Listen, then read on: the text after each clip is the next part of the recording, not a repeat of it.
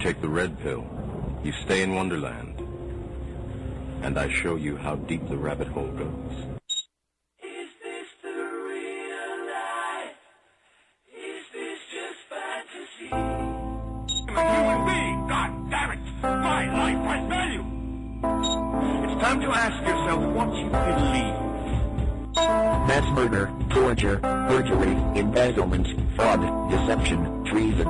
These are just a few of your many crimes against humanity. You will not win this war, for you are fighting the very essence of humanity.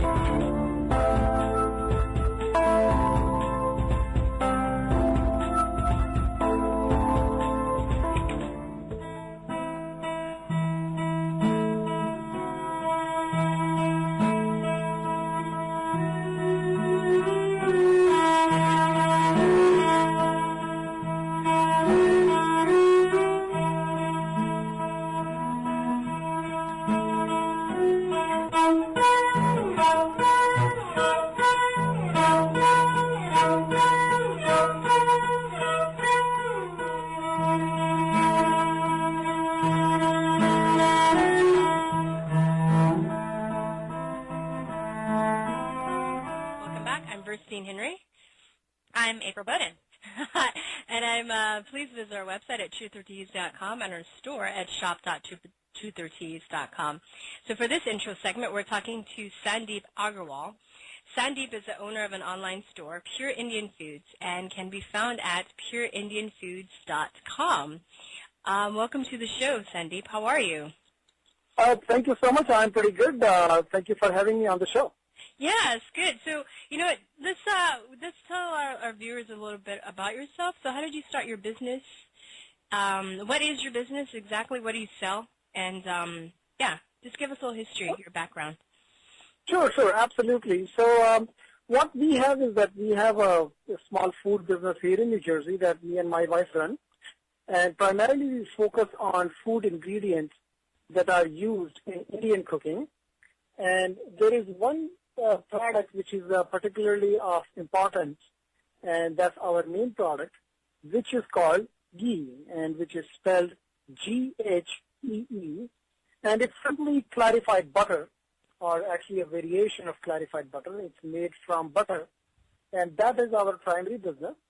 And we started this business here in New Jersey about 5 years ago, but actually we go back about 120 years in the same business in India for about 5 generations. So we have been in ghee business since my great-great-grandfather time. And it's actually an interesting history as to how I got into this business. My otherwise background is in computers and finance. So it's a little interesting as to how I got into this business.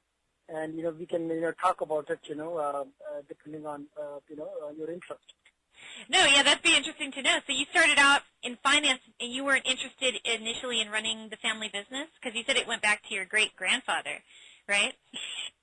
Sure. So what happened is that I actually completed my undergrad in India in computers, and, that's about, 22 years ago. And at that time, obviously as a, young man, the interest is in doing in more new things. And ghee in India is not considered something like very, new or, very, kind of something which will, like a young kid would be interested in.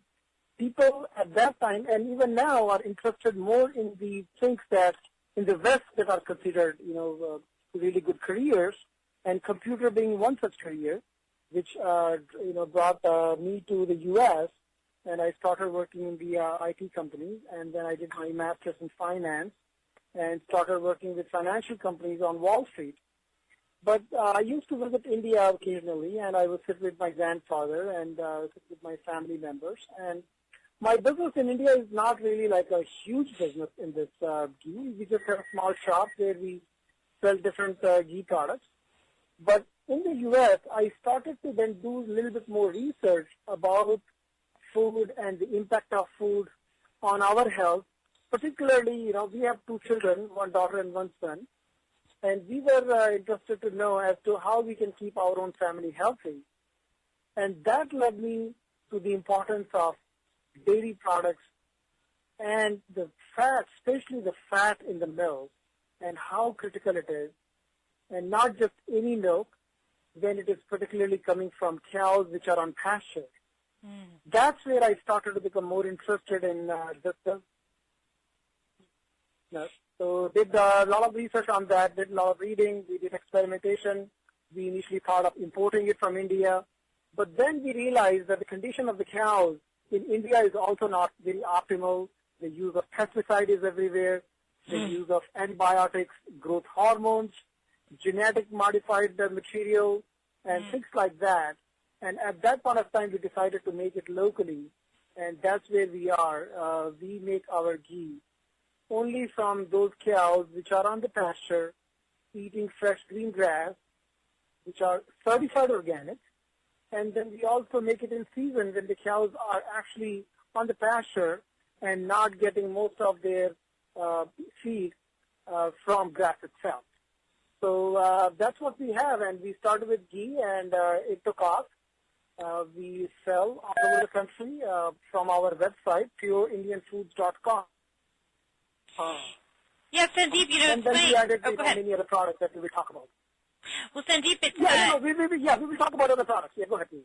No, I was going to say that I learned about ghee because my son actually has dairy allergy, and so he can't tolerate any kind of lactose or casein, and ghee was recommended to us as a replacement for butter because you ferment out the lactose and you ferment out the casein, which is the protein that most people are allergic to. So so it's interesting how it is a unique product in the United States, but in India, your culture, you've used it for a long time, and some of my neighbors and things who are from India actually give it to babies, and it's sort of traditional and I had never heard of it my entire life, but why do we, what other things is it used for besides cooking? Like, how is it used medicinally?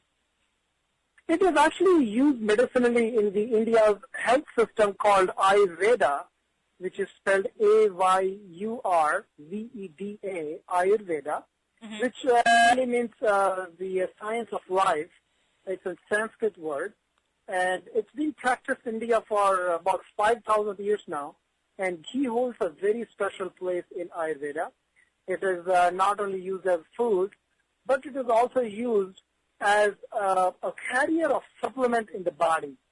So in Ayurveda, we use a lot of different medicinal herbs, and many of them are processed in ghee.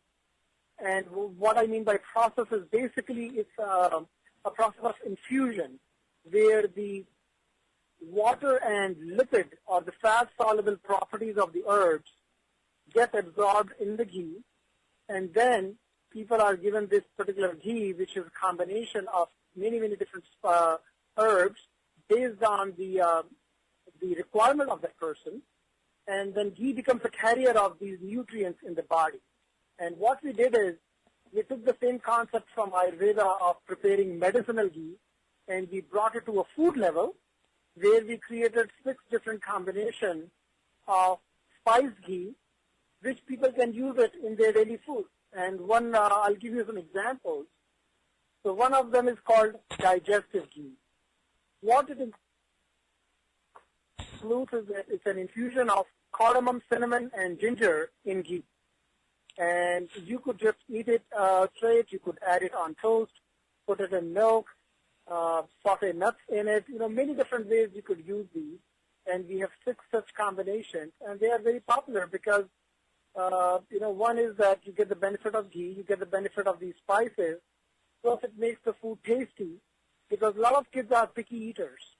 And if there is any way you could make their food interesting while making it nutritious, that's really good. And we hear from moms all over the place that when they had been using different vegetable oils, and when they learned about ghee, they replaced, the only thing they did is replace their oil with ghee, and they saw that their whole family was eating better. Kids were eating better, and people were asking, Mom, what did you do to the food? How come it tastes good?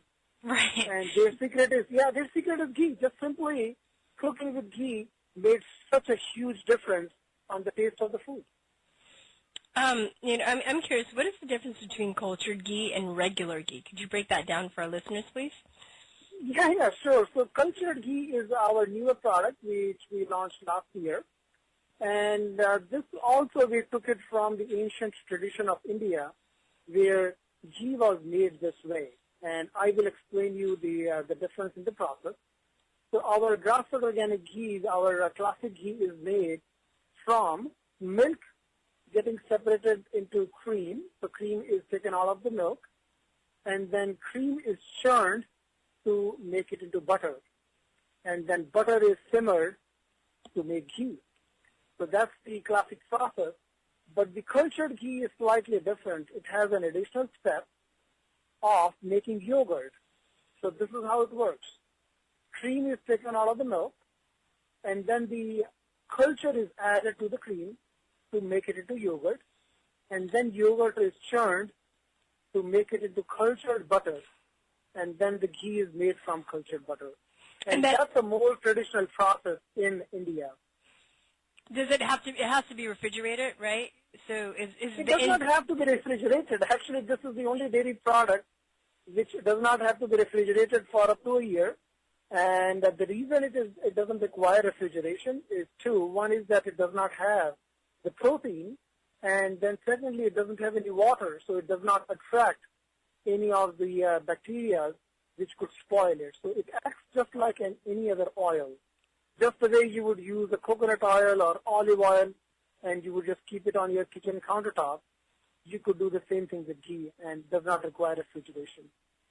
So even the cultured ghee, it still keeps so the cultured has like enzymes in it, right? So it makes it easier for people to... Actually, it does. Yeah, it does not. What happens is that when you culture it, the yogurt will have bacteria, but when you make the ghee out of the butter, there is no active probiotics, and which is okay because what you are interested in is that the bacteria has already tested and transformed this product. So this is not a source of live bacteria or enzyme, because see, if there was a live bacteria or enzyme, you would not be able to keep it on the shelf. Whereas ghee has been used as a shelf-stable product, and the reason you would culture it is because it tastes actually great. There is a difference in the taste of the regular ghee and cultured is that cultured tastes and smells a little bit more buttery. Yeah, it smells and tastes great because I had some of your cultured ghee and it was really good. And that's how I don't refrigerate it. I just keep it on the counter. I prefer it that way because then if you refrigerate it, it gets hard. So if you keep it on the counter, that's exactly right. Yeah, and you keep it on the counter. It's good to go as soon as you want to put it on your toast or whatever. And my kids like it. They like the taste of it, and it's really a nice thing to have, and that it's healthy for you and good for you is an added bonus. So you talked a little bit about Ayurvedic medicine, and I noticed on your website that you have some teas with the different types of. I know in Ayurvedic medicine there's the Vata, the Pitta, or the Kapha, and so what do the teas do, and how do you know what your type is? How do people figure that out? Yeah, exactly. So there are absolutely these three body types or constitutions, and there is information available on the internet to find out as to what is your body type. But, sometimes that could be confusing for people if they don't have any background. What happened in India is that Ayurveda was actually weaved into people's daily lives. So even the grandmother would know that, your kapha is too high, so you should take such and such spice more into your food or into your milk and things like that. Or your vata is high. So people kind of knew that, mothers and grandmothers knew that. Now here in the Western society, since we don't have that knowledge, this information is available in different books and different videos on the internet which people can search for. And you can search for like Ayurvedic body constitution with keywords like that, and you should be able to find it. But I recommend that if you are initially interested in learning about yourself, then you should really see an Ayurvedic practitioner, because they are trained to find out not only what your body type is by birth, but also your constitution can change And so it's very important to find out what is your type right now, not just that what you were born with. And there are different words for these things. And then based on what your body type is right now, then they would recommend you different things, different herbs and teas and, other things that you would need to bring your constitution again back to the balance as to who you are. But these teas are available for people who kind of know about what Vata, Pitta, and Kapha is, and then they can enjoy these teas. But for people who are getting started, I strongly suggest, for them to consult with a practitioner who knows this. And then once they know about their own body, then they kind of, keep reading about it, and then they can pick up, these products and enjoy different spices based on their constitution. But initially, I think it will be worthwhile to know about yourself. And what is that? Another tea you have on your website is Tulsi. What is that? Yeah, Tulsi is a plant which is considered very sacred in India, and the English name is called holy basil, and it's a wonderful medicinal plant. In fact, every household in India has this plant. People not only use this daily, but they actually kind of consider it very sacred.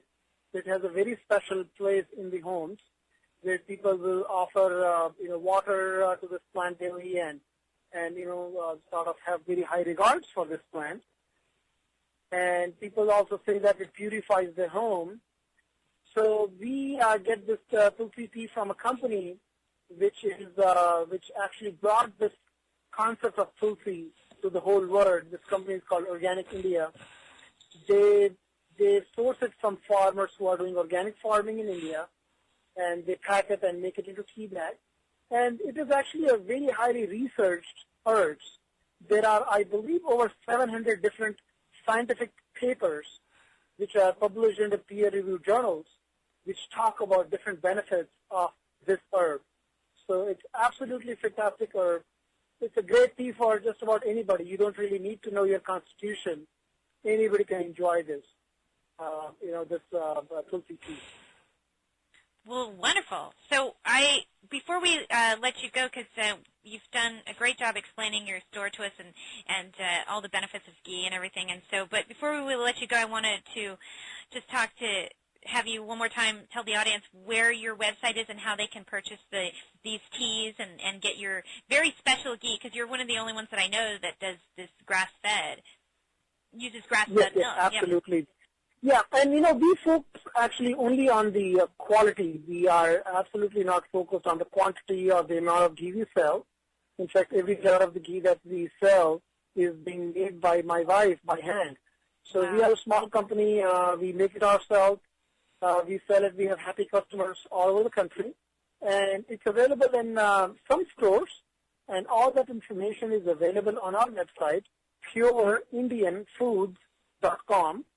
which also has link to the stores that sell our ghee, which is sold in a few stores in California and here on the East Coast. All that information is there on the website. We also sell our ghee at Amazon. So if you go to Amazon.com and look for ghee, you will find Pure Indian Food ghee there. We also sell our cultured ghee and also our newer product, which is called Primal Fat Coconut Ghee, which is also a great product because it combines the benefits of ghee and coconut oil. Coconut oil is getting a lot of press, a lot of research is happening, how beneficial it is, how it once was considered very bad, but now for the past 10 years, people have learned about the benefits of coconut oil, and we decided to combine these two because they have their own benefits, and by using this combined product, you get the benefits of both products. So pureindianfoods.com is where you can get it, or our phone number 1-877-588-4433. Okay, well, great. Thank you. Yeah, thank you so much. I'm really excited to be checking out some of your other projects because I've already tried the ghee, the cultured ghee, and it was really good, and so I would highly recommend it. So anyway, we want to thank you so much, and Virstyne and I are going to take a short break, and when we get back, we're going to be talking to Gina Tyler, but we're going to take a short break and thank again our Sandeep from Pure Indian Foods, and we'll be right back. Thank you, Sandeep. Bye-bye. Okay. Thank you so much. Bye-bye. Yes, hello. I wanted to say that I love the conspiracy realist t-shirt that you can get only online at shipthetrutherstills.com. I knew a conspiracy when I saw it. America is run by the CIA. Yes, the CIA. That's why you have to wear a conspiracy realist t-shirt all the time to let people know that you are not stupid. Go to ship.truthoftease.com. Ship.truthoftease.com. Ship. Like to go shopping when you buy things at the grocery store. .truthoftease.com.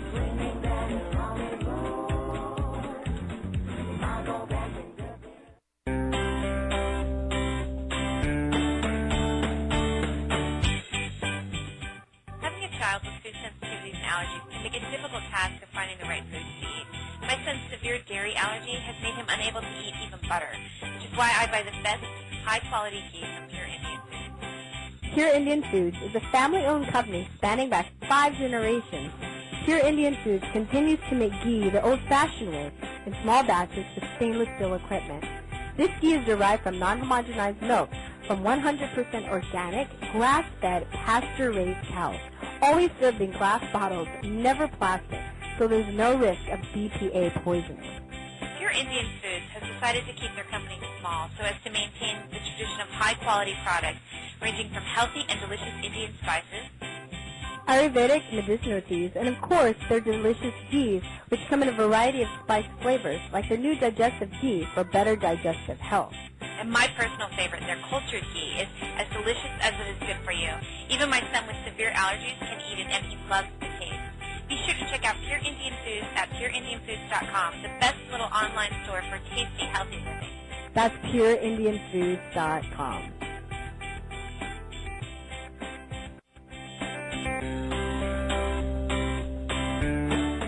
Earth, water, fire, air, space. These 5 elements make up everything. They make up the chair you're sitting on and the food you eat. They even make up you. How much is water on the earth? About 65-70%. How much is water in the body? About 65-70%. What do you think? How much is the fluid in one cell?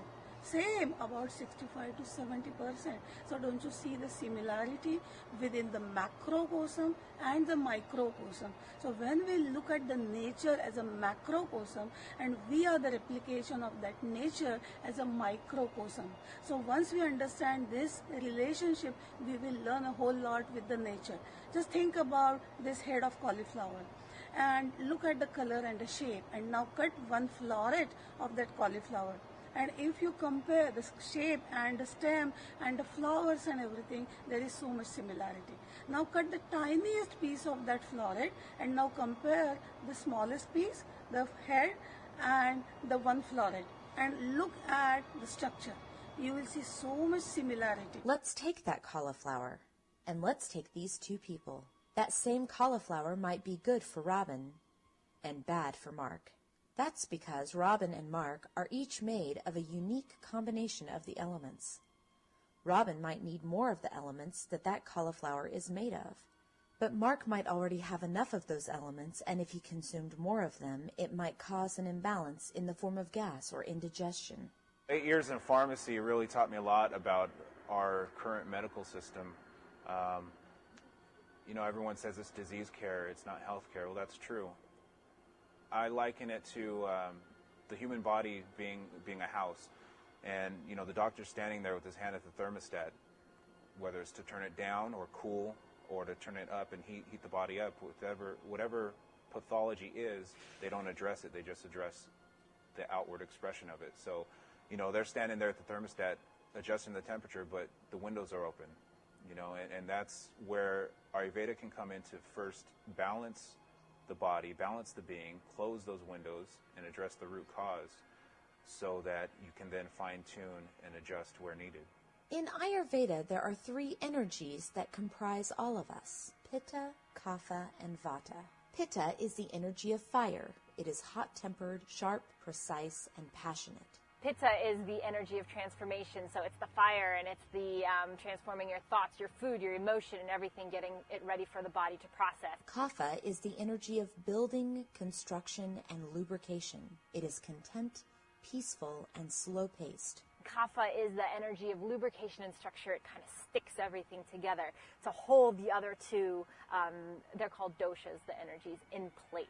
Vata is the energy of movement. Vata is quick, cool, dry, and wispy. Vata is the energy of movement, governs all kinds of things as far as bodily functions, eyes blinking, hands waving around, mouth talking. So where are we? We are made of all 5 elements. These 3 energies are made of the 5 elements. Even our food is made of these elements and energies. And with all these possible combinations, no wonder there's no one way for us all to live. Okay, let's center. Think of a heating, pitta-like food.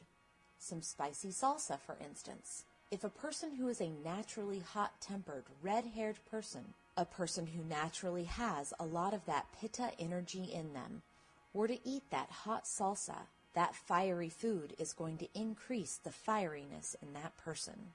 Intelligent foods. We treat food as something, not only what you eat, but it's something that what you ingest from every possible way, isn't it? From an Ayurvedic angle, we define food or diet as what you take in from any field of perception, from any mode of intellect, that is food. Whatever you touch, feel, see, hear, if you're watching a violent movie or you're listening to some rock music which doesn't have the right kind of lyrics in it or anything, all that information which is going in through your senses, you're ingesting it. And that's what you're creating your body out of it. So Ayurveda is a science which tells you how can you purify and distill your experiences so that you don't ingest negativity. And you create a sense of optimism, positivity, and you change your attitude and outlook towards life. So it's a wonderful science. It is something which is definitely meant for common people to learn and understand and apply, because once you prevent the onslaught of diseases, where you're going is constantly improving the quality, the quantity of your overall life. The good news is that once we come to understand the qualities of the 5 elements, and of the energies of Pitta, Kapha, and Vata, the many combinations of which make up who we are, we can start to naturally make improvements in our lives just by knowing what to embrace and what to avoid.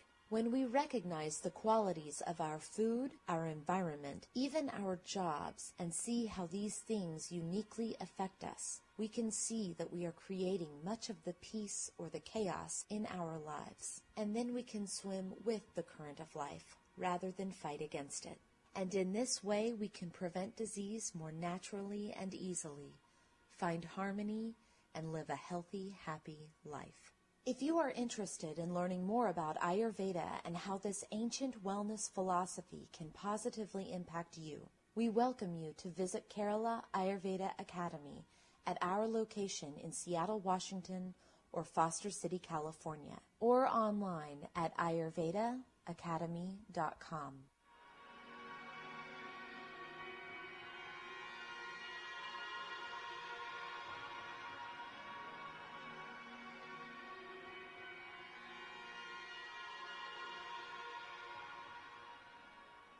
Hi, welcome back to Truth or Talk. On today's show, we have a good friend, Gina Tyler. Gina is a homeopathic healer, trained in classic homeopathy, and also an expert on reflexology, herbalism, and aromatherapy. She's currently living in Southern California, but was born in Indonesia and grew up in the Netherlands. She is a health freedom activist, artist, and has done humanitarian work in other countries, including healing the sick in the slums of Calcutta. She writes about her work, holistic healing, and her experiences, which can be found at her website, ginatyler.com, and her blog, homeopathytyler.wordpress.com. Her artwork can be found on Facebook at Gina Tyler Art, Gina Tyler Art, Gina Tyler Art. That's 3 Gina Tyler Arts. So please welcome to the show, Gina Tyler. Hi, Gina. Thank you. Thanks, April. Hey, Gina. How are you? I am fine. How are you? Good. Good. It's good to have you on the show finally. I wanted to bend your ear about the work that you do and your art and everything like that. So it's good to have you finally on. So why don't we, I'm going to start off by asking you about homeopathy. So as a homeopath, what have you learned about the history of homeopathy, and how it was discovered and how it kind of got lost through medical history, and why is it starting to come back now? Wow, that's a mouthful. Maybe could I do it from a personal angle? All those questions, but related more from a personal angle? Yes, absolutely. Because I can't answer for everybody else, what they think about homeopathy, how they discovered homeopathy, what they think homeopathy is doing now, but I can from my perspective, so why don't I do it from that angle?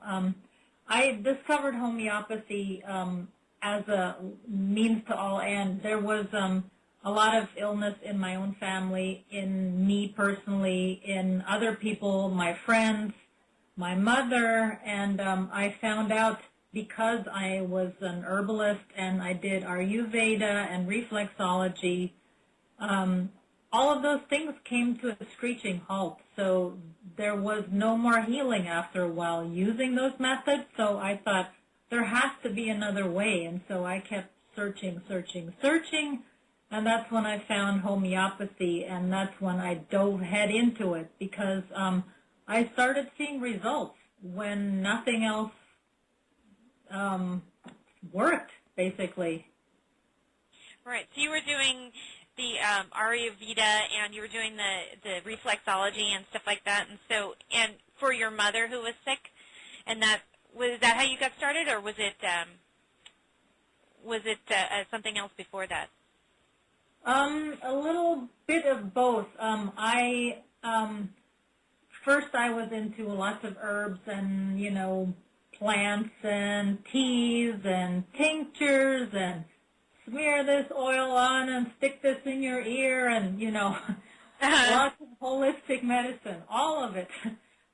Because I was born sick, I had only one kidney when I was born. The other one was not functioning, so my grandmother started me on herbs when I was just a toddler. So my introduction to plant medicine was at a very early age, and I started already seeing things happen for the positive using plant medicines. But as my life grew and my problems grew and my family's problems grew more severe, meaning illness, that's when I switched over. So meaning my lifestyle at a point was revving like crazy. I used to make costumes for a living, so I was traveling a lot, teaching, runway collections, videos, photo shoots, and I got very, very sick with my ongoing kidney problem. And the herbs and vitamins and Ayurveda were not working anymore, so that's when red flag went off, and so my own body was my wake-up call. So that was the first. And then my mother was also at the same time getting sicker and sicker with her crippling rheumatoid arthritis. And she tried going to specialist with no luck. She was just getting sicker and sicker and sicker. They were prescribing her all kinds of cancer medications, suppressive medications, all kinds of allopathic nonsense. And she was slowly dying. So with both of us getting sicker and sicker and sicker, I thought, something else has to be out there, and that's, when I realized there has to be another thing, and I found homeopathy. Wow. And you found that it was able to help you start your healing process, and then when did you say, oh, I'm going to learn how to do this, I'm going to become a homeopath? Were you first seeing somebody, or did you always start from teaching yourself how to do it? Let's see.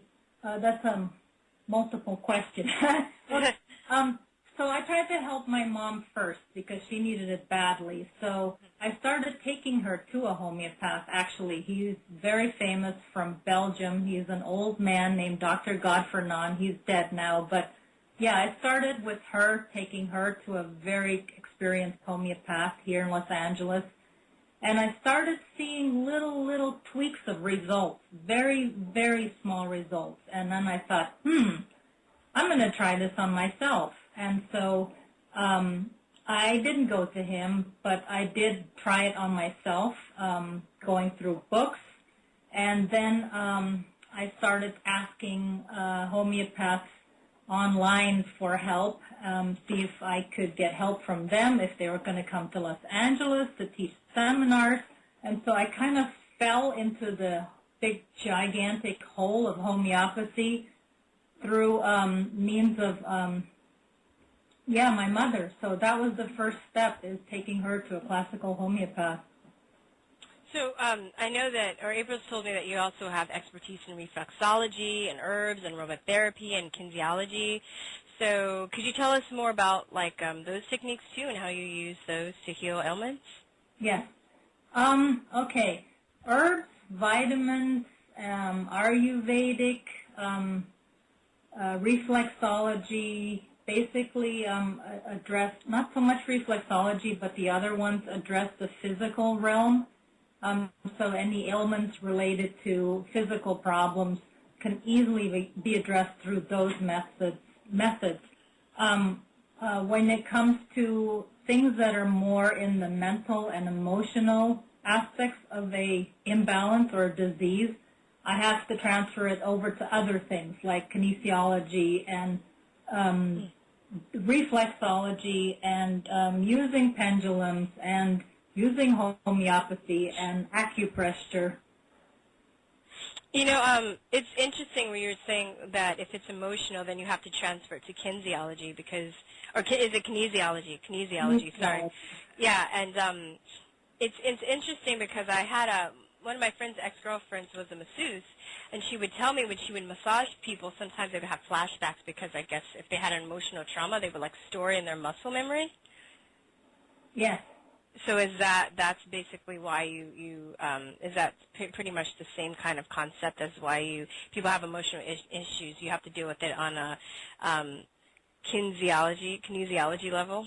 Or I use it in a different way. I use kinetic muscle testing, meaning that it's a way for anyone to talk to their own body. So if there's repressed issues, things that are trauma, abuse, fear, grief, and it just won't release. It won't release through a therapist. It won't release through taking teas or pills or whatever. It has to be done through kinetic, actual one-on-one kinetic talking to your body. I know it sounds crazy, but what it does is your body can actually send you messages if you know how to address them. So if you know how to do muscle testing, and it's easily taught. Anyone can do it. In fact, I teach it to all of my patients so that they can do it themselves. It's a way of, instead of just guessing, it's a way to ask your own body, am I supposed to be eating this? Am I supposed to be drinking that? Is this poisonous for me? Is this good for me? If you know how to do kinetic muscle testing, you get all those answers directly from your body, and it's not guesswork. Is this like body talk? Is it kind of like body talk? Have you heard of body talk? I've never heard that. Okay. Anyway, I don't. I had a friend that did a seminar called Body Talk, and it seems like the way she was describing it is basically what you were telling me about the kinesiology and how you're teaching people to receive messages from their body. So. Yeah, that's very, very interesting. I don't think it's crazy. Don't worry. Can you give us an example, Gina, of one of your patients or where you've seen that happen? They're getting messages from their body. Oh yes, there's several ways actually to do it. So what I tell them is, if I'll teach them all the different ways, and if one doesn't work for them, try the next one, because something will work, and you have to get kind of used to doing it, because our intuition kind of overrides those messages, and like animals listen to intuition, humans don't. So the first one that's really easy is, I know I'm going to sound like a lunatic here, but using a pendulum. That's like dowsing. Easy. Yeah, dowsing rods or a pendulum, and if you don't want to go there because people think you're a witch, then other ways to do this. I've used dowsing a lot, and it works for me. So Me too. I don't think it's crazy. It's fascinating actually how much it's scary how much it works. But yeah, you can use like use it, to find water veins. I use it for like meditation and getting answers to questions for myself. I haven't used it for my body per se, but just to add yes/no questions, right? Yeah. I have like a quartz. I have it on a string. I give it a couple test questions, right? And which way it turns, you can say something. I'll say something like, "Am I black?" And if it goes one way, the questions that I basically know the answers to, right? To kind of test it. So if it goes one way, you can kind of figure out which way is no, and if it goes the opposite way, that's yes or no. And then you ask it questions, right? Is that basically what you're talking about? Yeah, so that's one form of addressing your kinetic energy powers. Another way is to use muscle testing. So either someone else can do muscle testing on you, or you can do it themselves. You can do it yourself. There's a lot of videos on YouTube if you just type in kinetic muscle testing, and it'll show an example of how to do it. It's very simple, and you don't need strong muscles. It's just using both hands, making 2 loops and pulling on them. So I know it sounds ridiculous, but if you watch the YouTube video and you practice it, it starts to make sense. And then the other one is to do it by the energy of your whole entire body. So let's say you're standing in the grocery store and you're standing in front of something, Diet Coke, aspartame, toxic drink, and you're looking at it and your body is saying, should I be drinking this? Do I want this?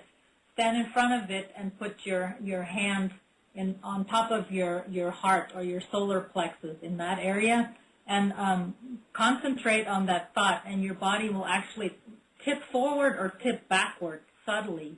So if it tips backwards, that means that your body is saying, no, you're not supposed to have that. If your body tips forward, it says, yes, you can have that right now. So it's instant. And also you can do it by looking into a person's iris, and the iris actually changes. But for that, you need, like a magnifying glass, and you have to practice that. Another way is, oh shoot, I just blanked. There's another way. Iridology. I just blanked. Yeah, but there's one more left. Yes, the heart, the heartbeat. Testing on your the counts of beats, the heartbeat. That changes. Wow, that's really, really interesting, and I've kind of experienced things like that before, and you don't necessarily know what it means if your body sort of hesitates towards something, and then you go, but we've all been sort of taught to ignore those things, and some of the other stuff that you've worked on is herbs and aromatherapy. So how does aromatherapy work? Because sometimes I'll be at the health food store and I'll see they'll sell like lavender oil or some of these things, and they call it aromatherapy, but I don't necessarily know how to use it. I just kind of see them and I go, oh, okay, well that was interesting. Or it smells good, right? But how does it affect our health? Like, how would you use that for healing?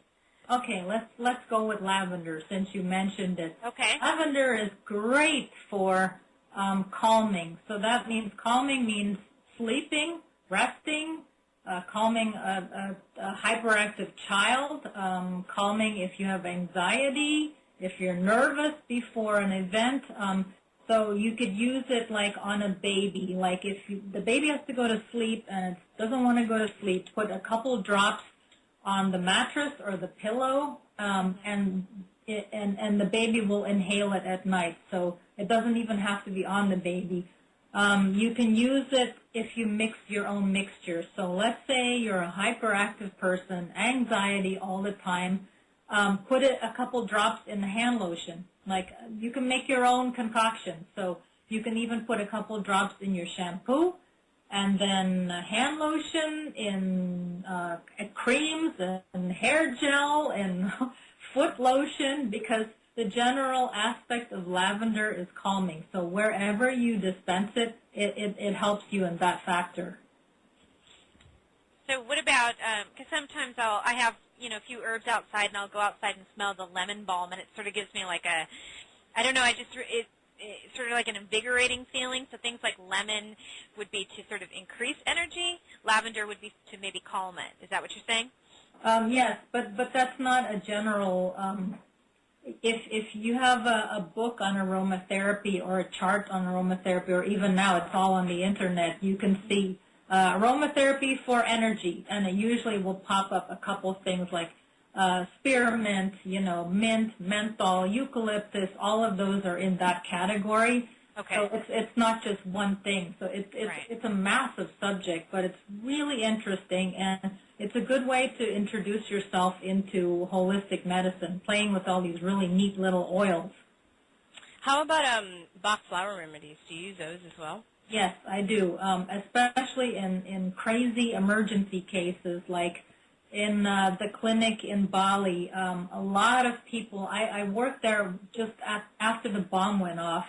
2 bombs went off. So being in that kind of environment, you have anxiety, fear, people running through the jungle and crazy, scared. So I would use Bach flower remedies, and I would use the rescue remedy, put in a little spray bottle of water, and just start spraying people in the face.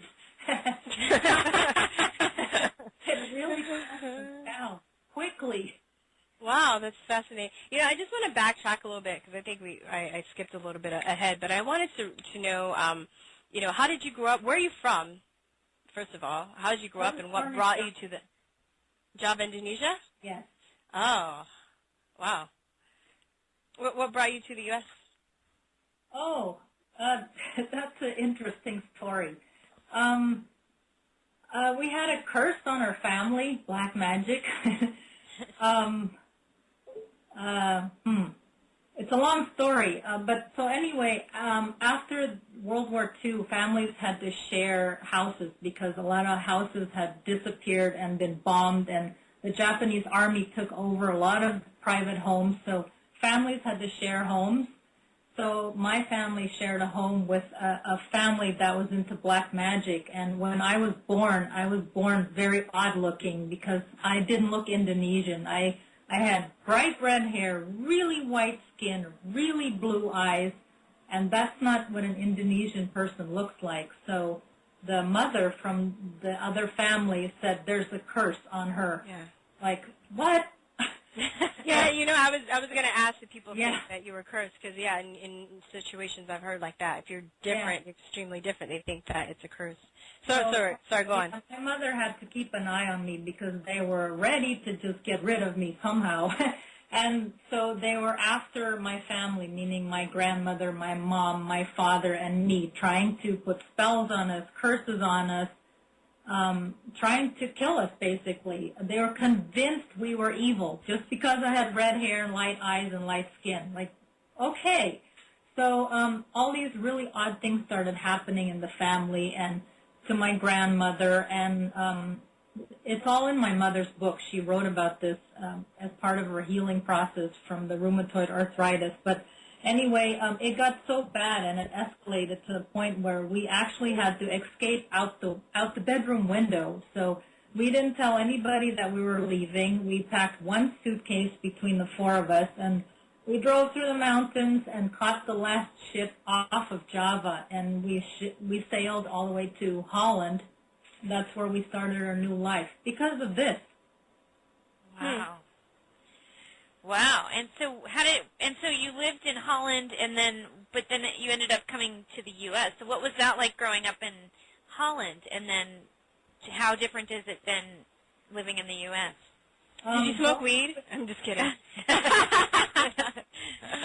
Growing up in Holland was the opposite of Indonesia because Indonesia is hot, tropical, humid, nature, green, coconuts, monkeys, exactly paradise, like what you see in the movies. And then Amsterdam is, I don't know if you've ever been there, but it's miserable. It's very, very cold. There's snow. There's dark, cloudy. It's awful. And then to be an immigrant traveling and you have nothing, you have no clothes, you have no money, you have no food, And so we lived in a room with 7 relatives in one room. So it wasn't even a house, it wasn't an apartment. It was one room with 7 relatives, no bathroom. It was crazy, intense. And because we were from Indonesia, we were outcasts because we weren't Dutch. We were foreigners from, another country. So that was also a problem. So that's when my mother started getting really, really sick because of the extreme altercation of places, events, psychological problems. That's when her rheumatoid arthritis kicked in. Mm. So that's why it's there. I have a question. Doesn't the Dutch have some connection with Indonesia? That's why you have Roman letters in your... Did they rule Indonesia for a while, too? The Yes. Dutch have... Okay. They colonized it, yes. Colonized it, okay. Wow, that's really interesting. And speaking of that, you mentioned one time your mother's book, and so there's kind of she talks about a history of Indonesia that people don't really know about. There was sort of what was it that you said, like a slavery, I think it was, or the people were used as slaves? Yes. What most people don't know, and it's been erased out of history books, is that what the Germans did to the Western population, meaning Europe, the Japanese army did on the other side of the planet, meaning to all of Asia. So the Japanese invaded all of the Indonesian islands and started concentration camps on that side, which most people don't know. And both my parents were in concentration camps, and their whole family, mother, father, grandmother, everybody. So the only one that survived on my mother's side was only my mother. Everyone else died in the concentration camps. Oh, God. Wow. Wow. Sorry, that's just, wow. Yeah. I'm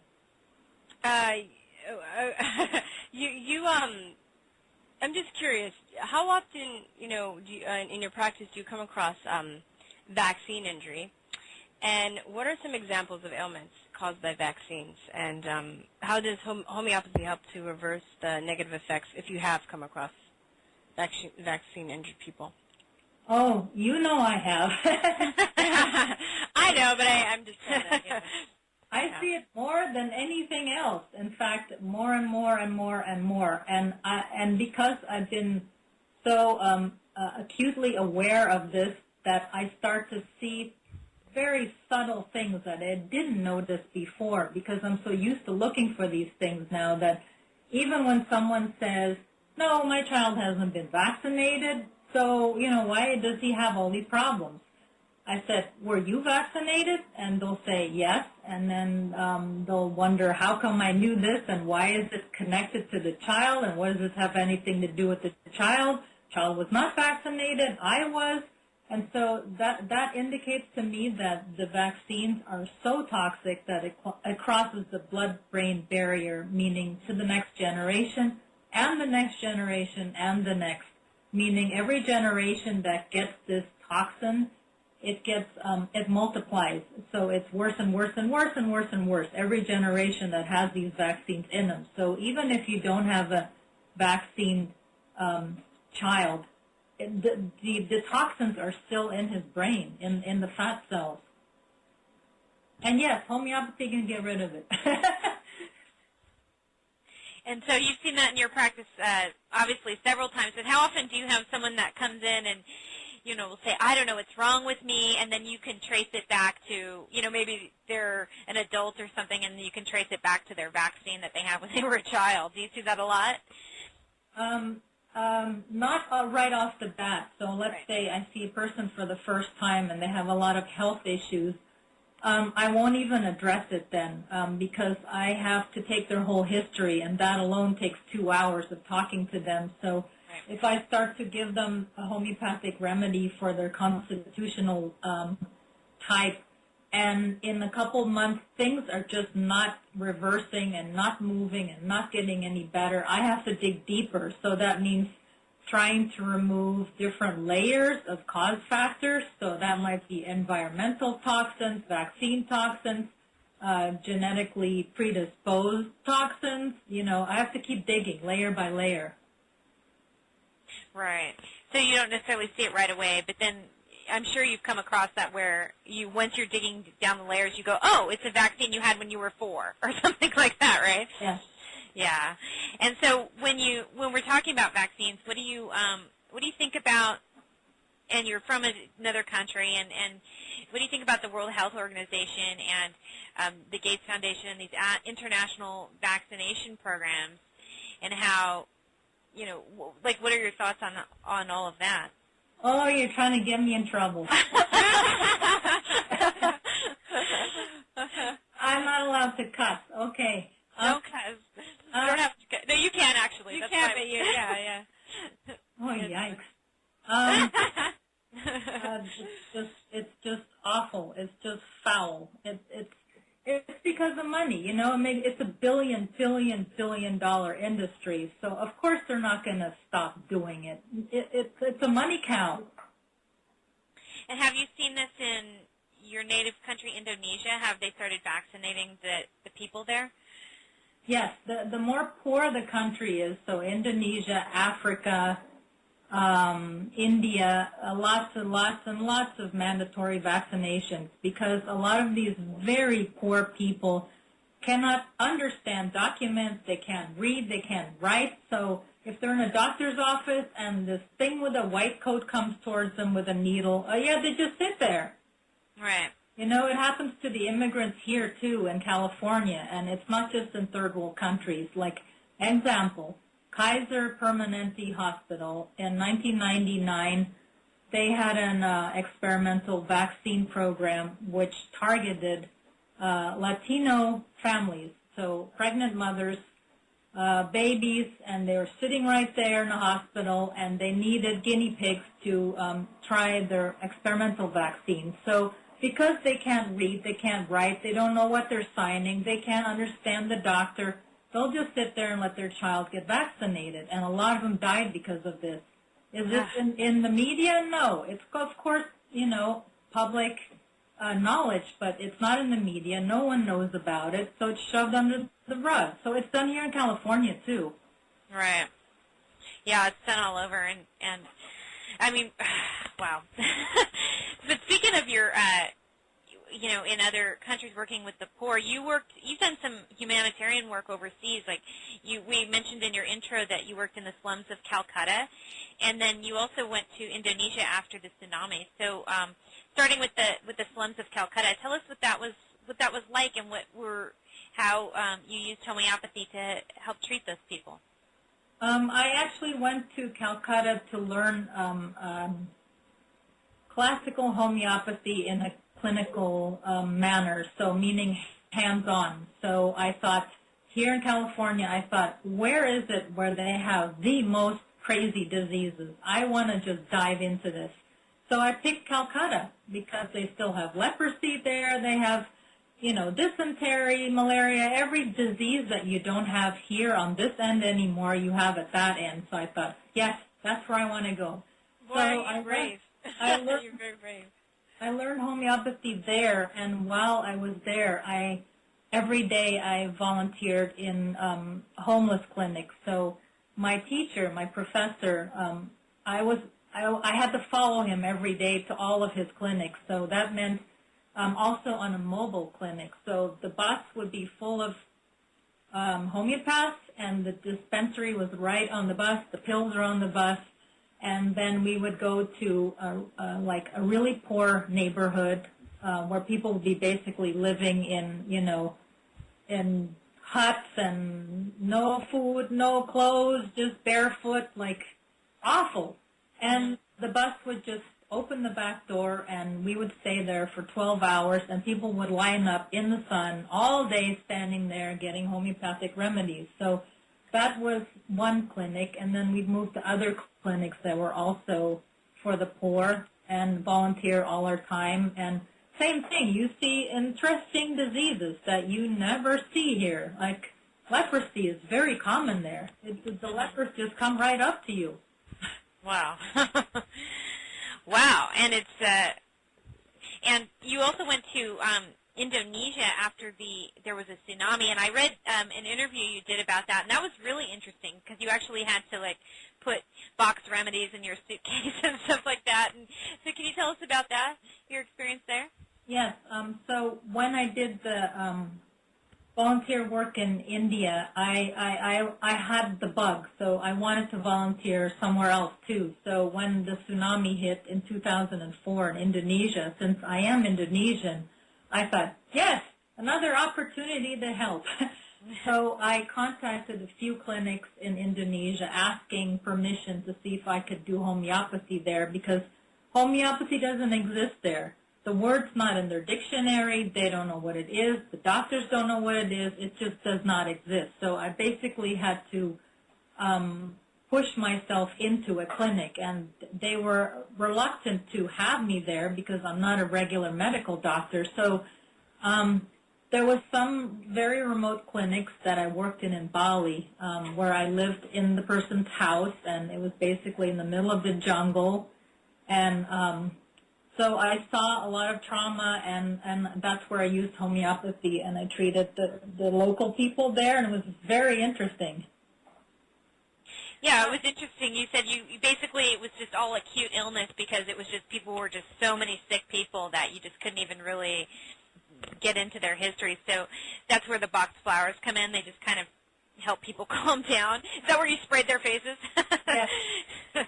Yes, and it was immediately after the Bali bombing. So the whole entire island was in fear mode because they thought, oh, there's one bomb, there's going to be more bombs. But there were a couple bombs, but if you're in the deep jungle, even people there somehow manage to find out what's going on the other side of the island. And since they feel so helpless and isolated, and they're poor, and they just, their mind takes over. And so, yeah, a lot of people like that came into the clinic, and it wasn't just Bach flower. I had to give acute remedies like aconite, for fear, and arnica because bruises, and we even called in the local shaman there. They have holy men there that were called in too that helped also to calm these people down. It wasn't just me. Wow. Jeez, wow. So changing subjects a little bit, so you're also, in addition to being a homeopath, you're also a self-taught artist, and I've seen some of your work. I'm seeing you do the chemtrails and how you color them, and I like. It's very interesting, and you have a very intriguing, interesting technique. So I would like for you to tell us a little bit more about your work, what inspires you, and what your artwork is about. My artwork. Okay. So there's left side of my brain, right side of my brain, and I'm a Gemini, so I'm that. So that's the other side of my personality, the crazy side, the creative side, that I'm just out of control when it comes to imagination. It never stops with me. It just flows. It's easy with me. So I was born this way. My mother was an artist. My father is an artist. I was just born this way. I didn't have to teach. I didn't have to be taught. So what motivates my artwork is usually my emotions themselves. So I will do a portrait of a person, and I don't necessarily paint what I see. I paint what I feel. So I don't necessarily do it on a basis of beauty. So I don't want the model to see what I'm painting because I don't want to offend them. Because oftentimes it's not pretty. It's kind of on the ugly side, but I don't paint pretty. I don't paint puppy dogs and flowers. And no, that's not going to happen. And that's why I can't hang my paintings in the living room or in some doctor's office, or because it's kind of offensive. Well, art though is a lot of really moving, inspiring art that gets people to think is just very honest, and it just seems like that's what you're doing. You're being really honest about what you see. It's like somebody would see people would see an apple, and then you get 10 different people to draw a picture of the apple, and they all have different pictures because they're painting what's honestly coming out for them, Yeah, not always, though. Some people are so keen into being perfectionists and want to draw that apple exactly the way it's sitting there, and it overrides anything that's going on mentally and emotionally inside. So the trick is to actually close their eyes, to stop thinking so much. Yeah, no, you're right, but I don't think people that produce that type of art, it's not really, it doesn't really get people to feel anything or they don't move people, because they're so worried about being perfectionists. It's not really that interesting or intriguing, in my opinion. Yes, right. I agree. Yeah, because I don't care to look at a perfectly painted apple. I can just get the apple itself. Yeah, or get a photo of the apple, Right, I don't need a perfectly painted picture of an apple. Like, who cares? That's what I think. Yeah, I would just rather have it in my hand, like a real one, because then I can smell it and I can touch it and I can get all the other senses going than having a painting of it. That doesn't really make sense to me. But in your work, it's really interesting, and I like the way that you do portraits of people, and as you mentioned, it doesn't necessarily look pretty. It doesn't necessarily look like the person's not a picture, but it's something that you're feeling or your impression that you're getting. You have one picture you painted of Henry Kissinger. I thought it was really neat because it's him, but it doesn't look like him, but it's him. You know what I mean? You know it's him.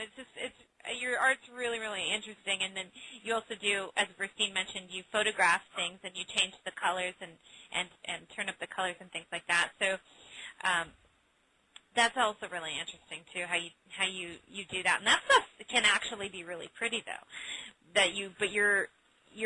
So what is that? How do you decide how to change the colors, and how does that work? Like, are you trying to magnify the beauty of it, or? Oh, in my photography? Yeah, in your photography. It mainly comes from I love color, and the more saturated, the more intense, the more I like it. I'm allergic to white, beige, and gray. So if the photograph or any picture doesn't have enough oomph to it, I'll just put it in there myself. Gotcha. You put it in there how you want to see it. Yes. And that's really cool. I love that. And one of the things that Virstyne and I love to do is because, we have an artistic side as well, both of us. And as you know, I'm a writer. So I like art and activism and how those things go in. And how do you feel as an artist, but then also as like a health freedom activist, and you care about these people's freedom of choice, and how does that play into your art? Very good question. I've done that for years. I would take a painting, and if I want to make a message come across, I'll just write it in my painting. I'll either sneak it in there in another language, or I'll put it in the actual hair, or I'll hide it around the frame, or I'll paint it backwards or upside down, but I will get the message in there. And sometimes I'll just write it on top of the whole painting, the whole message I want to cross. Cool. Yeah. So you're giving it to them subliminally. Yeah, it's another way to reach people too. Because sometimes I think you feel like being too direct. Sometimes just doesn't reach people. But if you reach them through art or Joy Camp, we have these friends Joy Camp, and they use humor to get people to look into deeper issues. Sometimes you might need that because art, I think, humor lowers people's defenses. Sometimes you try and tell people serious stuff, and they put like a wall up. Yeah. So I'm not that subtle, so I can't really come from a subtle side. Like I'm just out there. If one of my paintings annoys the heck out of you, I really don't care. Do you get people that comment and that are offended by your art? I mean, I don't see it because I guess we like your art. So, but do you get people? Have you ever had people comment and be offended by your art and that tell you? Oh yeah, even my own mother. She threw away one of my paintings. Just threw it away without asking me. I'm like, what did you do with my painting? I don't like it. It's disgusting. I threw it away. Oh my God! It was a portrait of David Bowie. That's funny. She got funny. Oh. Why didn't she like it? What did she think was offensive about it? The way that I painted it, and he kind of looked like a drag queen, but so what? But he dresses that's David Bowie. That's who he is. Right? If he was like in a business suit, I think that would have been more offensive. You know, that's who David Boyce is. Interesting, though. No, but, I like triggering certain emotions in people with my painting. And I like that because I like to cause trouble, basically. My husband knows how mischievous I am, and if I can pull your string and I know where that string is, I'll pull it. Because it's fun? Yes. I'm kind of I think we like to do that, too, sometimes. Just because we can. Not that you want to hurt anybody, but it's just, and I think sometimes people need their strengths pulled. They need to be able to think. They need to get out of their comfort zone, Yeah. It's healthy for them, every once in a while. For me too, people do that to me, I might get upset, but I'm like, you know what, maybe I needed that. Maybe I need a slap in the face or something to kind of get me to grow a little bit, Yeah. So going back to homeopathy, what kind of remedies should everyone have in their cabinet? If you had to list some remedy, some oil, something that people could have on them that they can use, what would you say that they needed? When it comes to remedies, probably for emergencies would be arnica, definitely. For like bruises and accidents, and if you get beaten up or if you get in an accident or if you've exercised too much, arnica, big time, has to have remedies. What is arnica? I've never heard of that. Arnica. Is it oil? Is it flower. Oil? Okay. Arnica is a homeopathic remedy that's made from a flower, and it's very, very powerful for any kind of like after a surgery, if you want to recover really fast, it heals the tissues, it stops the bruising. After dental surgery, after having your tooth removed, if you've fallen down the stairs, if you've been in a car accident. So it doesn't just help on the physical level, but if you take it on a very, very high potency, it affects you on a mental level as well as physical. I'll name a quick example. I had a patient who was an actual medical doctor. She had an accident. She hit a tree while skiing. This injury caused 20 years of pain in her shin. She was a medical doctor. She had access to all kinds of pain pills. Nothing was working. And so she asked me, Gina, could you help me with your homeopathy? I said, yes. So I gave her arnica, 1 dose only, high potency. I said, here, stick this in your mouth when you get home, and you have to prepare it a certain way, but that takes too long to talk about right now. I said, take it when you get home, prepare it properly, and then call me in the morning. So I'm thinking this is going to take a while because 20 years of this injury, and it's going to take a while before the body realizes I have to fix myself. So she calls me the next day and says, what magic pill did you give me? It's gone. It's completely gone. I slept well. The pain is gone. What magic pill did you give me? I said, it's a homeopathic remedy named arnica. I said, you'll be fine now. And then she didn't ask for another dose until a year goes by. Wow. So that's just arnica.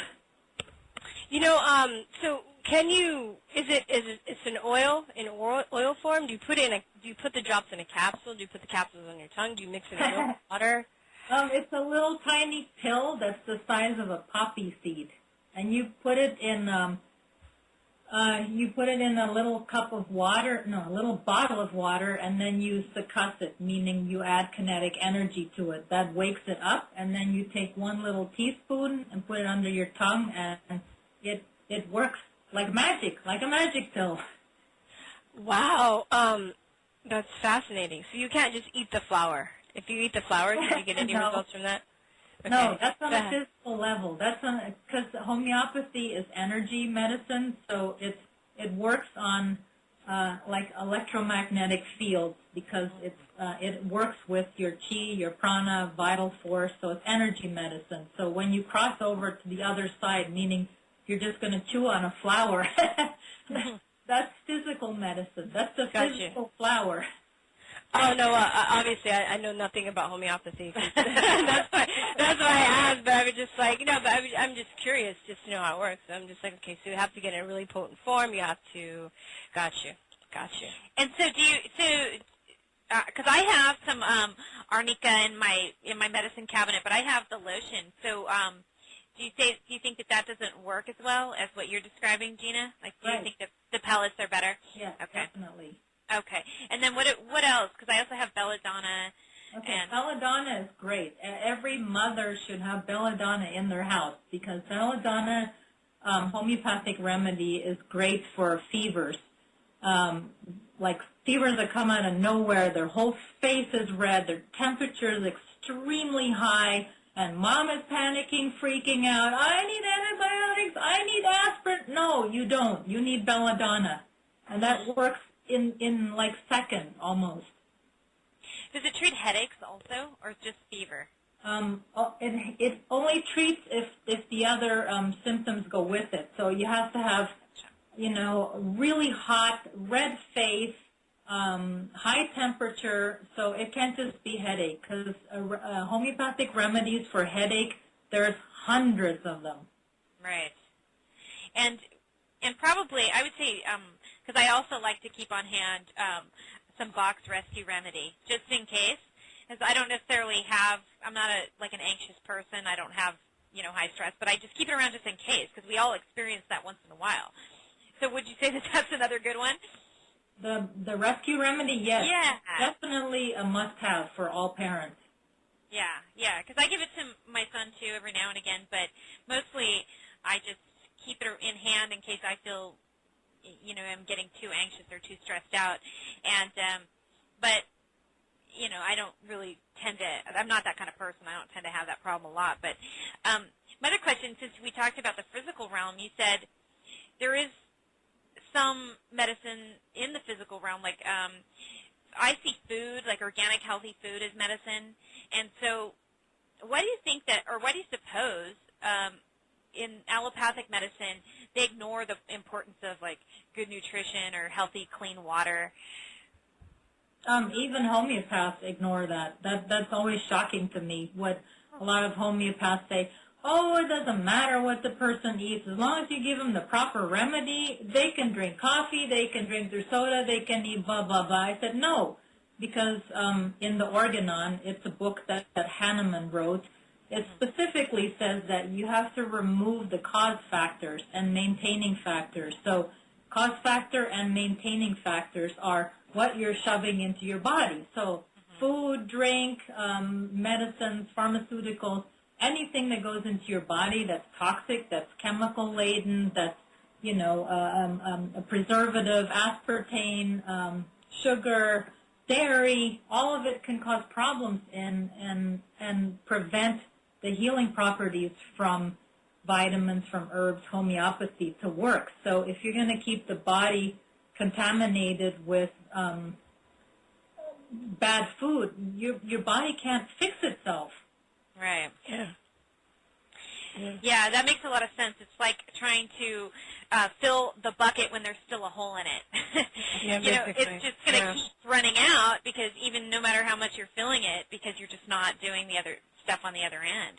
Because I think food is medicine. I think it's really important to have a clean diet. And, I see that with a lot of times in my community, the autism community, the parents think that they can just take out the wheat and the dairy, but then still get foods with a lot of sugar and still get all the prepackaged, pre-made stuff. And I'm going, no, because that's really, that's how we got into this mess in the first place. That's why the kids can't tolerate the foods to begin with, because they had that stuff, and then now they can't tolerate. So if you keep giving them that, and they're just going to keep, getting allergies and having problems with other things and so on and so forth. So what about allergies, actually?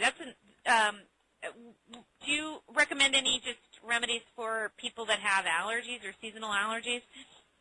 Allergies is an interesting subject because the allergies are the body's way of giving you a message that there's something imbalanced in the body that needs to be fixed or detoxed. So the body keeps giving discharges and sinus and cough and it's a way of the body expelling imbalances. So it goes back to, for instance, example, if you've taken a bout of antibiotics and then you have the bacteria of the antibiotics in your gut, and then your body all of a sudden starts having problems with fungus and toe yeast and right. vaginal yeast and sinus discharge and constant phlegm, and that's from the antibiotics. So the body needs to be detoxed. It has to be cleaned out. So these allergies come from somewhere. They're just not the tree is falling and leaves and there's flowers in my garden and that's why I have allergies. No, I don't have allergies like that. It's not. People think allergies are so common that everyone has allergies. No big deal. No, it's not. It is a big deal. It's because your body is there's something that it's trying to detox and it wants to let it go. But you know what? Allergies are I think they're becoming more and more common now, but people are just accepting them. They just think that they appear out of nowhere, and I don't see people putting together that because we are being overwhelmed with all of these GMOs and all the toxins in our environments and the food that we eat, that this is why it's so prevalent now.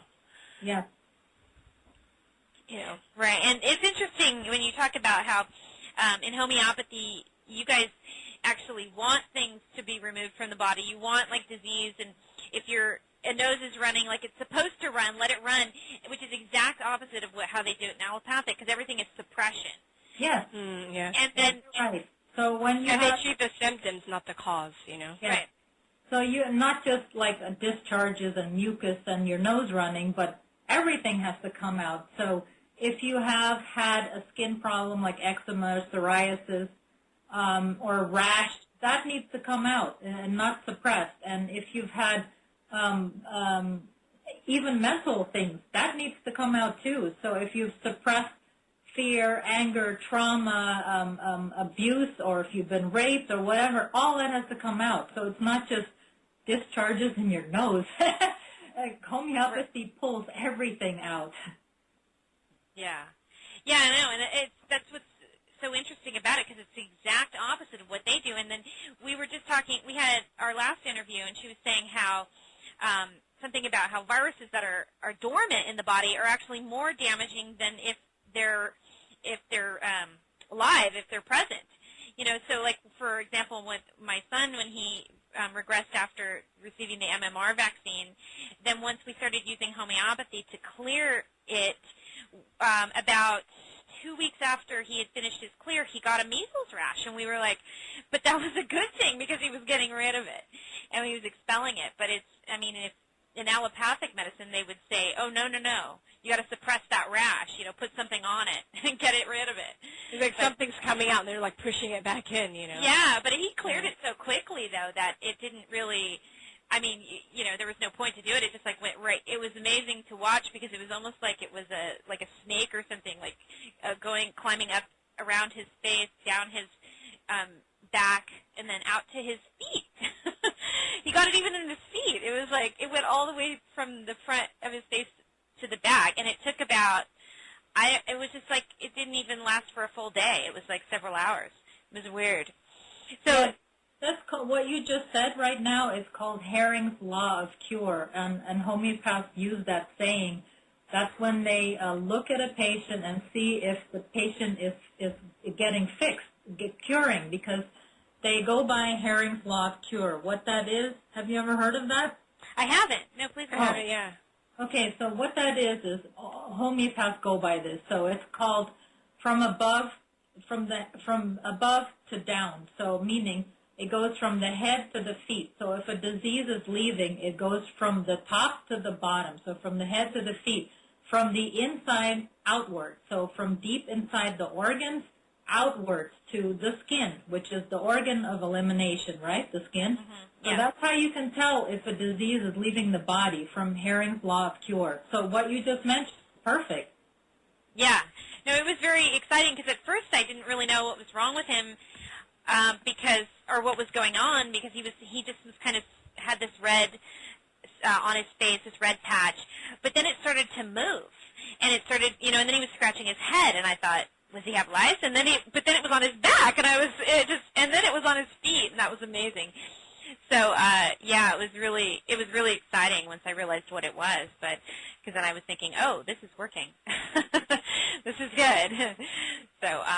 Great, Gina. Thank you so much for being on our show today. We've learned so much about you. Can you please remind us once again, remind our audience about how they can read about your work and get in touch with you if they want to see a homeopath, if they live in the LA area. Most likely through my website, so it's www.ginatyler.com, and through there you can get onto the blog. You can't find me on Facebook via public search, so it's just through my website. Okay, and but you can find your artwork on Facebook, correct? Yes, that's for public. Okay, do you sell your art?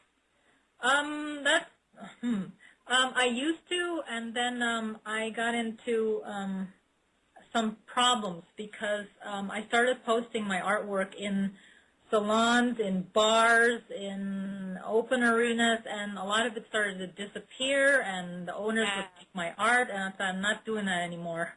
Oh, gotcha.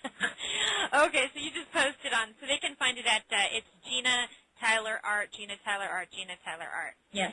On Facebook, and I recommend people go check it out because it is really, really interesting artwork, and we love artists on our show, so we're glad to have you on and talk to us about this, and thank you so much, Gina. Thank you so much. Thanks again. Yeah. Yeah, so we're going to go ahead and close out the show, and when we get back, and take a short break, and when we get back, Virstyne and I will close out the show. But thanks again, Gina. We appreciate having you on the show. Thanks, April. Thanks, Virstyne. Bye-bye. All right, bye. Nice meeting you. You too.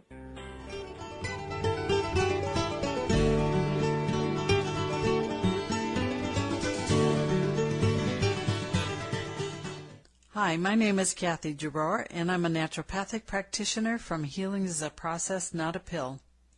As a practitioner who uses natural therapies, this series of informational videos is for educational purposes only and is not meant to diagnose or prescribe any specific health conditions. If you are experiencing pain or any medical condition, it is recommended that you consult your medical doctor or seek emergency care. In 1796, Samuel Hahnemann, a German medical doctor, discovered homeopathy after being frustrated with the medical practices of his day. Hahnemann encountered the claim that cinchona, the bark of a Peruvian tree, was effective in treating malaria because of its astringency properties. He believed that other astringent substances are not effective against malaria and began to research cinchona's effect on the human body by self-application. Noting that the drug induced malaria-like symptoms in himself, he concluded that it would do so in any healthy individual. This led him to postulate a healing principle. That which can produce a set of symptoms in a healthy individual can treat a sick individual who is manifesting a similar set of symptoms. This principle, like cures like, became the basis for an approach to medicine, which Hahnemann called homeopathy. Based on this principle, like cures like, or the law of similars, Hahnemann made diluted substances from plants, animals, or minerals, and gave them to well people. In this process, he discovered what substances will create the temporary symptoms called approving. Thus, when given to a sick person, the remedy will result in a cure of their symptoms. In the late 1800s, there were only a few schools of homeopathy in the United States.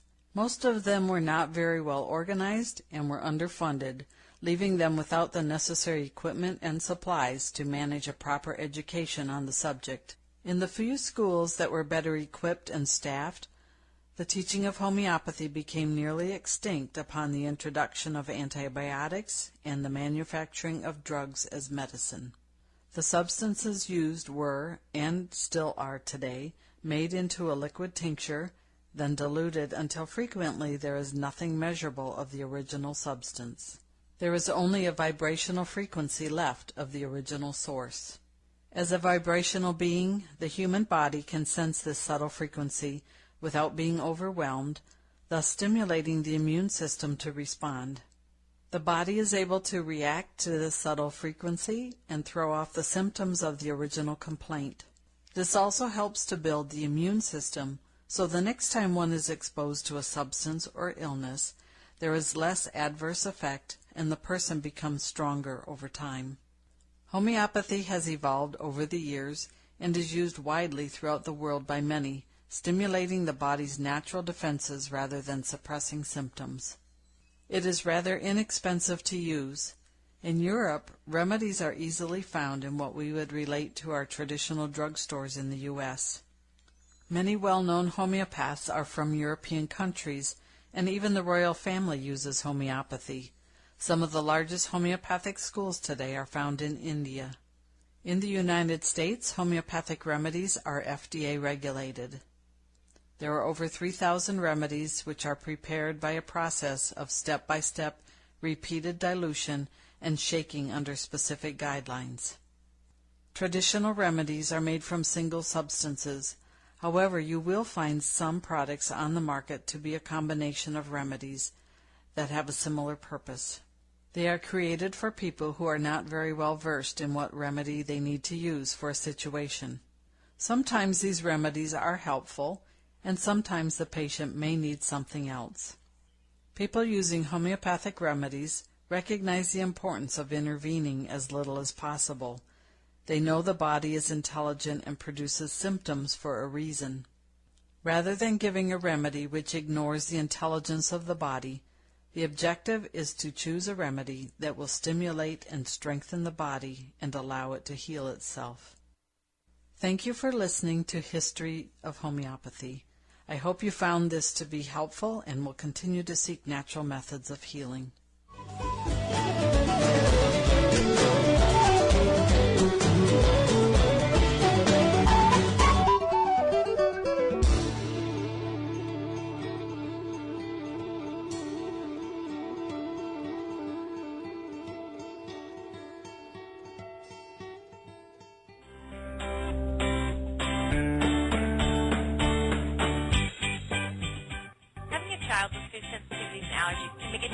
task of finding the right food to eat.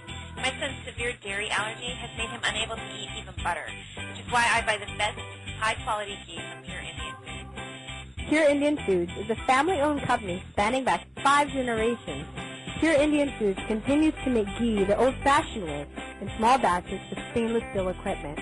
This ghee is derived from non-homogenized milk from 100% organic, grass-fed, pasture-raised cows, always served in glass bottles, never plastic, so there's no risk of BPA poisoning.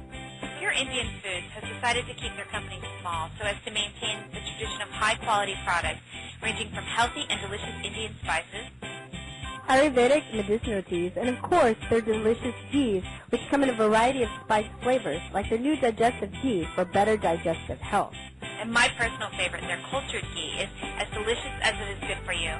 Even my son with severe allergies can eat it, and he loves the taste.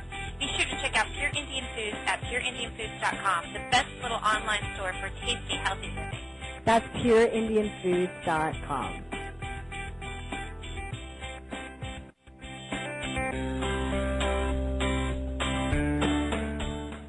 Hello, thanks for having me on your radio. Even though we're not from a famous rock and roll band, if we were, even though we sound a little like we are, we'd definitely wear a Conspiracy Realist t-shirt, because they're gear, aren't they? Oh yeah, they're really gear. I want to write a song about them. Conspiracy Realist t-shirt at truthattees.com. I gotta think of the middle A. shop.truthattees.com. What does that mean? It's the internet. What's that? I don't know. It's a net. It's between things. Shop.truthattees.com. What's that? So you get Conspiracy Realist t-shirt.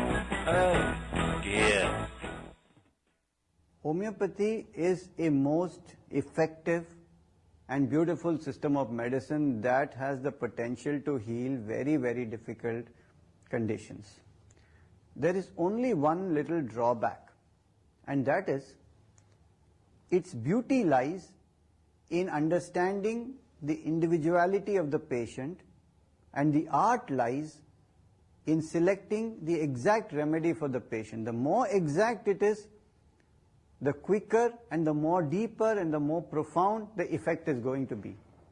So there is not really a choice between one and the other remedy, but the choice is how does the homeopath go into and perceive the individuality of the person and select the exact remedy.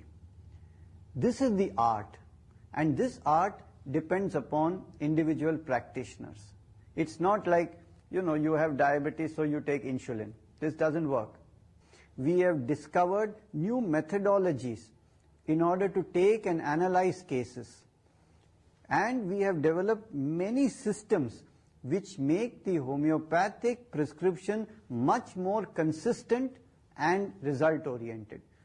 So the progress that has been done now, we need to reach this to the homeopaths, train them in these new and modern methodologies, and then we will see that there is more consistency and more results with homeopathy.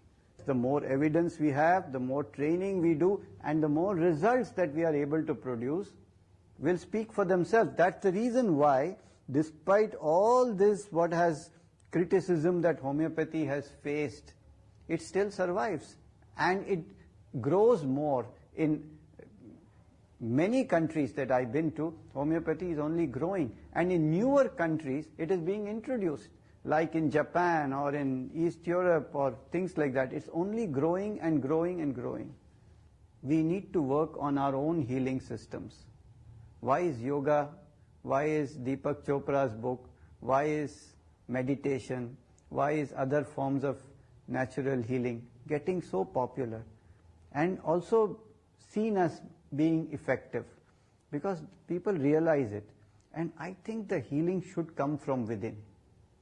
The approach of homeopathy is, the problem is not outside, it is inside of you. Heal that. And I think this is slowly coming into human consciousness. So I think that we will come to a point where natural healing, internal healing, will become the primary mode of treatment, and modern medicine will have its scope in medical and surgical emergencies, which are actually the end results of the disease, which starts far, far before in the human economy itself. In homeopathy, we treat the patient as a whole and as an individual. That means 10 different patients of asthma will receive 10 completely different remedies based on who the person is, how does he react to various factors outside, how does he think, how does he feel, how does he sleep, how does he eat. And homeopathy is so fantastically scientific that in our Materia Medica, each remedy, we have 4,000 remedies, and each remedy has been tested on healthy human beings, volunteers. The symptoms have been recorded in such accurate detail. There is no room for theory. There is no room for any kind of concept. It's just the patient tells you exactly, I get up in the morning and I feel a headache that goes from here to here, and it is better from pressure. This is the detailing of the symptoms that we elicit from the patient, and look which remedy in our entire Materia Medica has those exact details. And that remedy heals the patient through the law of homeopathy, which is called the law of similars, which means a remedy can cure somebody whose symptoms matches the effect of the remedy itself. Essential oils are natural aromatic compounds found in the seeds, bark, stems, roots, flowers, and other parts of plants. They can be both beautifully and powerfully fragrant. If you have ever enjoyed the gift of a rose, a walk by a field of lavender, or the smell of freshly cut mint, you have experienced the aromatic qualities of essential oils. They can lift a mood, calm the senses, and elicit powerful emotional responses. Yet the use of essential oils goes well beyond their fragrant appeal. Essential oils have been used throughout history in many cultures for their medicinal and therapeutic benefits. Modern trends towards more holistic approaches to self-care and growing scientific validation of alternative health practices are driving a rediscovery of the profound health benefits of essential oils. Many also have powerful cleansing properties and are naturally antimicrobial. Their unique chemical structure allows them to pass directly through the skin for immediate systemic response to topical application. And certain oils may be used as dietary aids to promote vitality and well-being. The result, a fragrant appeal, medicinal and therapeutic benefits. It all starts just by opening a bottle. Hi, welcome back. Thanks for listening to Truth or Talk. I'm April Bowden. And I'm Virstyne Henry. And please check out our new revamped website at truthertalk.com. So we just interviewed Gina Tyler, who's an artist and a homeopath, and she lives in Southern California, so she's available and accessible if anyone wants to retain her as her services as a homeopathic healer. So that was interesting. I like homeopathy is kind of a medicine, or it's considered alternative, but it's been around for a long, long time, and she's an interesting person because she's also an artist. I like her artwork a lot. It's very, I don't know, like she talked about it. It's like funny and kind of, sarcastic and rebellious. It's like, you can see that in her personality. Yeah. She's a risk taker. Her art's very risky. Yes, that's risque, I guess that's right. But it gets you thinking. You can't look at any of her photos or paintings without thinking something strong. I think having some sort of powerful feeling about what you look at. Yeah, so I hope you guys check it out. It's Gina Tyler Art, Gina Tyler Art, Gina Tyler Art on Facebook. And I'm just a little confused. It's like one after. It's three Gina Tyler Art. So you type Gina Tyler Art, Gina Tyler Art, Gina Tyler Art, and it'll pop up. And she's that's where you can view her artwork, because I guess she doesn't even really sell it. She just kind of posts it for people to look at, and it's she also does photography. She paints, and she's a self-taught painter, and she also does photography, and she takes these lovely pictures, and she messes with the color. She has these pictures of chemtrails that are really neat because she turns up colors and tones down certain things just to kind of really let them be very strong visually, and it's almost like they're pretty too. When it's like I hate chemtrails, but the way she does it, I'm like, wow, they look pretty. Yeah, but she makes them stand out. It's really amazing the way she does that. So, and she posts that on her page as well. I think she's got both her artwork and her photography, just whatever art she puts out there. So, I mean, that was very interesting about her working overseas after. And going in and helping the slums in Calcutta and stuff like that, and treating people with, I mean, I can't even imagine how you go over there. That just seemed like that would just be overwhelming. You'd be in that situation and then trying to treat those things with homeopathic remedies. Because homeopathy, I mean, it's one of the things about it that differs from, I mean, many things differ from the mainstream allopathic medicine, but one of the things that's very different is that it's a slower process. It's not, you're not going to take something and then all of a sudden you feel differently. It's something that's you're going to have to repeat it because it doesn't change you per se. Like, it triggers your immune system to change itself. So that's what it does. It's based on the laws of similar, which are that they're going to take a plant or a flower, an herb, and that's going to go into water where they dilute it, and then that when you take that, it has a similar property to some form of disease that you're trying to get rid of, and so it's often a slower thing. So if in a crisis situation, it would seem very it would be a hard thing to have to go in and do and try and show people that they need to calm down. And I can see where, because box flowers, she talks about a little bit, and box flowers is more, uses that technique, but it focuses on emotions. It focuses on, you as an emotional person. I read this book a while ago, and it was really great. I got it from the library, and it was on box flowers, and these two people had come up with this theory that Bach, who created this technique, and he uses these flowers in homeopathic medicine, and they treat people with emotions, like if you have stagnant immaturity or something like that. He's trying to get you to overcome that or relieve anxiety or something like that. And they relate it to the chakras. they say that each flower represents a part of one of your chakras. And, and it was a really, really good book. And I looked at it later. I wanted to buy it, and I saw it online for like $100 and something, and I was like, what? What is the name of the book? Oh, my God, I'm going to have to look it up because I can't remember. But it was a book about box flowers. I went to the library, and I just looked up box flowers. I did a regular library search, and that was the only book that they had on it. So I took out that book, and it was really interesting, and I tried to buy it later because I thought, well, this would be good to kind of have around as like a guide, a learning guide as far as how to use box flowers at home. Oh my God, it was like your rent money basically. I know, it's like my rent money to buy it, and I was like, forget that, I'm not going to buy it. I'd rather take it out of the library and then copy it. yeah, I mean, copy the pages that I wanted, and then just put it in a notebook or something somewhere. But yeah, it's a very interesting subject, and it takes. I mean, it's more complicated than I think people think it is.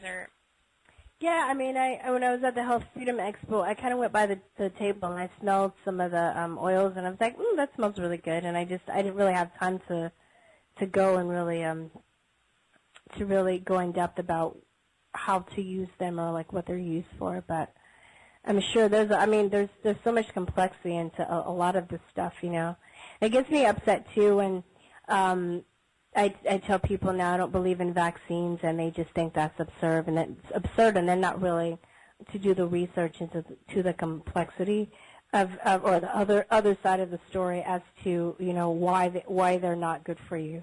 Oh yeah. Because it's very complex and it's very detailed, and I think there are people that just think that we have a cauldron and we're just like cooking up bat ears and frog legs and shit. Yeah, right. But there's more to it than that. As with a lot of things that people don't know, just because somebody doesn't understand something, a lot of people are quick to deem it as being stupid or unnecessary, but that's not true. So I would like to learn more about box flower remedies, but there's so much more. I mean, so many things. I would like to learn more about. There's so much out there. It's all in due time, though. Yeah, all in due time. Because it's very complex. So. It is a complex issue, and it's funny how you talk about that with the vaccine issue, because I went out to dinner the other night with a friend of mine, and at some point, I don't know how this happened, but at some point she mentions to him something about, don't vaccinate your kids. I don't know where she like brought it into conversation, but she did. She says that to the waiter, and the waiter was like, "What's wrong with vaccines?" And then it kind of like got tense for a moment. We were like, oh no. And then he comes in, he sits down, and he's like, well, my father was a doctor, and I was pre-med. What's wrong with vaccines? You don't want little kids to get sick, do you? And we were like, oh, hell no, because we both have vaccine-damaged children. Yeah. And and the next thing you know, we were telling him about our kids, and he was kind of like shocked. He was looking at us like he saw a ghost or something. It was like he was tripping. But I mean, he listened maybe because he didn't want to ruin his tip or something. But I don't know. Maybe he went back and like spit in your food. I don't know. Maybe so. I don't. Maybe, but you know what? You planted that seed, and maybe I'm sure he's gonna. I mean, because it's becoming so much of a common occurrence now that he's gonna have to run across at least someone else that has had the same experience, and maybe he'll be open to listening to them and researching it. Yeah. You never know. You never know. I try and kind of thinking is that, well, maybe we just planted a seed in this guy, and it sort of messed him up, because then if he's pre-med and his father was a doctor, then imagine that's just going to totally shift his paradigm has now just been shifted. He has now had to go from, this was my way of thinking, and I thought that you had to have this shot in order to protect yourself from disease, and now that might not be true, He's like, well, what do you do then if you want to vaccinate your kids and you don't, he's like asking us. At least he was asking you, though, instead of being like, you're witches and you deserve to be burned at the stake. Right, exactly. He was just kind of like, whoa, and then he walked away, and it was so funny because I swear to God, for the rest of the night, he was still really nice with us, but he was like different in his personality. He wasn't but he was sweet. He was like, okay, well, because we told him what our situation would happen to our children, and he was like, "Oh my gosh, I'm so sorry, ladies." And he's like, "Well, let's get you drunk. I'm gonna go get some more beers for you." And like he went off to go get us some beers. But yeah, it was a trip, you know. So I don't know. Maybe he. He's probably processing what you said and trying to think about it. I'm thinking he processed it hard because it's very rare that you get, you know, to have that experience where you have your paradigm shifted, but it's somebody comes to you and says, "This is my personal experience. This is what happened," you know. And he asked me several times. He was like, "So your son was talking, and then he wasn't." And I said, "Mm-hmm." He was talking, and then he wasn't. Yeah, because I think people also, I mean, I know I did too for a while. You know, I thought that you're either born with autism or you're not. Yeah, and so he was like, several times he kept asking, like, "Is this, like you're sure that that's what happened?" You know, and I'm going, "Mm-hmm, yep." And, you know, and it's that he was this and then he was this. And he was just like, "Whoa, that's crazy." Well, you never know because somebody like Brendan Hunt, you know, was woken up by somebody giving him a DVD. Yeah. You know, so there are people like that too. Sometimes it takes, you know, it's sad to say, but it takes a traumatic experience for people to wake up, and then other times there are people that are already open enough they don't need that to wake up. They're right. You know, they'll just do the research and find out for themselves. So I'm hoping that he'll actually, what you said struck him. It seems like he, from what you're saying, it seems like he really took it to heart. So maybe he'll research it later, right. or somebody else will come into his life and force him to look into it deeper. Right, because it might be like, well, I mean, you know, had we just been a bunch of, you know, moms that were just hippie moms that just felt that way without having gone through that, he might not have seen it that way, because it was almost like he started getting kind of defensive at first, like, "Oh, well, what's wrong with that?" You know, and then when we said, "Well, we had children damaged by it, and this is what happened," that's when he kind of went, "Oh, okay," you know, because it's really hard to tell a mother, you know, "I'm sorry," to her face. You know, imagine these trolls that come on and give you crap, but if they had to actually say that to your face. Oh, like that troll that was my ex-friend's boyfriend, basically. Yeah. Like, how dare he, without having children or any knowledge, he just wanted to go off. Yeah, you know? exactly. How dare he? Well, yeah, I mean, and I think that's what people think too. It's like a hippie thing. Right. That we're just rebelling because we don't like the system, we don't like rich people, or we don't like whatever, you know, that we're trying to be different because it's cooler, but, you know, I think that's what some people like to dub people that don't vaccinate as. Right, definitely. And that's what I think he kind of thought at first, but then once, you know, because yeah, and I don't know. Hopefully he'll think about it, and it will be something that will resonate later. And maybe having been through med, you know, pre-med, he will go back and kind of look at what he was taught, you know. So that's wishful thinking. We'll hope that seed was planted well. So, but yeah, it's interesting. And homeopathy is an alternative that it's something that's very safe. And the reason it's so safe is because they don't use any harsh chemicals. What it does is it wants your body to do the work. So it triggers your immune system to fight a disease. And so with a very diluted form of a flower. And so it's you know, it's energy medicine. So it's really hard to describe, but it's you know, she did a pretty good job of explaining that to us. And so I'm glad she was able to come on and talk about that and her art. And so I think we're just about out of time here. We want to wrap up the show and thank Gina Tyler for being on our show. And once again, peace, truth, and love, y'all. Peace, truth, and love. Thanks.